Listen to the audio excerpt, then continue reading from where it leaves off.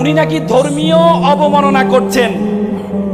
এই দুইটা অভিযোগে ওনাকে গ্রেফতার করা হয়। পরবর্তীতে ওনাকে যখন মৃত্যুদণ্ড দেওয়া হবে তার আগে বলা হয় আপনি আত্মপক্ষের সমর্থন নেন, আপনি ক্ষমা চান।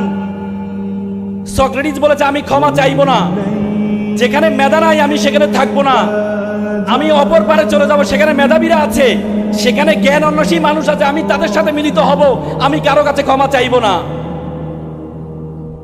সেই লেখাগুলো লিখেছে প্লেটো, তার ছাত্র। অ্যাপোলজি তার একটা বই আছে, সেই বইতে লিখেছে, আমি অবাক হয়ে গেলাম। সেই সক্রেটিস আর এই বর্তমানে মাওলানা মতিউর রহমান নিজামী কোনো পার্থক্য নাই। মাওলানা মতিউর রহমান নিজামীকে প্রথম গ্রেফতার করা হয় কিসের জন্য জানো তোমরা? ধর্মীয় অবমাননা করার কারণে।